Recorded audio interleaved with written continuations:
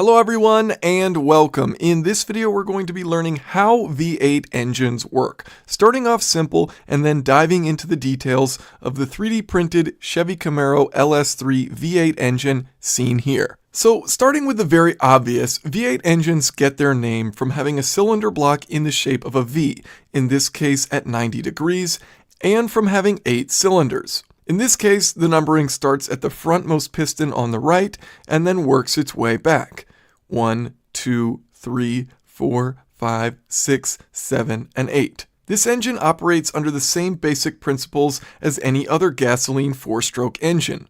Focusing on just a single cylinder, first the piston pulls in air and fuel as it moves downward. Then it compresses that air and fuel as the piston moves upward. Next, a spark plug fires, igniting the air-fuel mixture and forcing the piston downward. And finally, the piston pushes out the exhaust gases on its way back up before the cycle repeats itself. Now, in a V8 engine, this cycle is happening in 8 different cylinders at different times. Instead of multiple cylinders firing at the same time, you want them to be spread out so that power delivery is smooth. For this Chevy V8, the firing order is 1, 8, 7, 2, 6, 5, 4, 3. With 8 cylinders, there is a cylinder firing for every 90 degrees of the crankshaft rotating, which means that at any point in time, there are 2 cylinders on the power stroke. A 4-cylinder engine would only have 1 cylinder firing at a time, meaning the power delivery wouldn't be as smooth. So now let's look at the valve train to see how air flows in and out of the engine. The intake air comes from the top of the engine and into the sides of the cylinder head. The exhaust flows to the sides of the engine, exiting the exhaust valves from the cylinder head. Looking at the cylinder head removed from the engine, you can see that there is a single intake valve and a single exhaust valve, though it's also common to see engines with 2 intake valves and 2 exhaust valves. In this case, the larger valve is the intake valve and the smaller valve is the exhaust valve. The pushrod valve train gets its name from the metal pushrods which activate the rocker arms which open up the valves.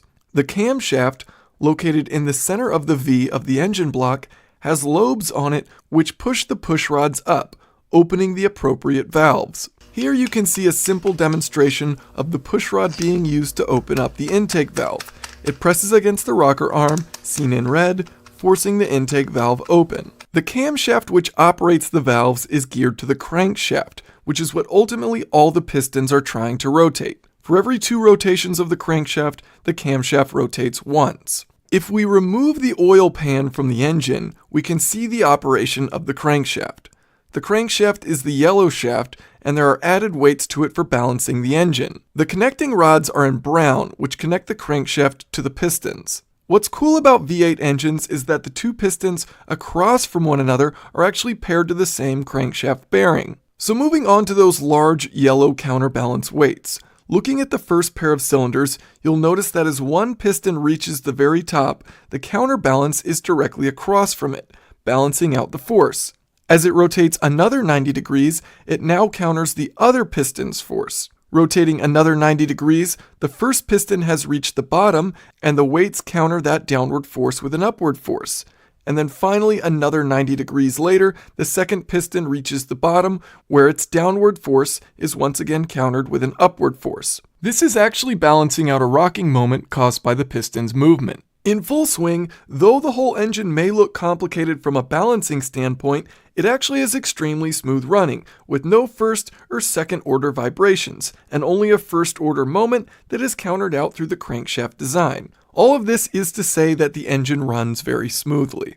Now, this particular V8 is what is called a cross-plane V8, which means each connection point on the crankshaft is offset 90 degrees, meaning the pistons operate in 2 planes, or a cross plane. The alternative is a flat plane crankshaft where the pistons are simply offset 180 degrees, meaning they all operate in a single or flat plane.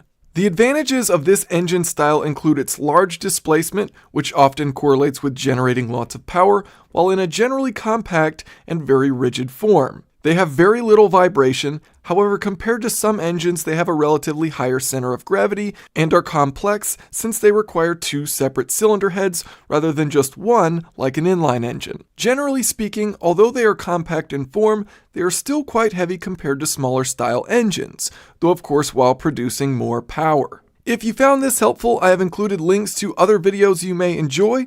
Also, a huge shout out to Eric Harrell for lending me the 3D printed V8 engine. I will include links to his work in the video description. As always, feel free to leave any questions or comments below, and thanks for watching.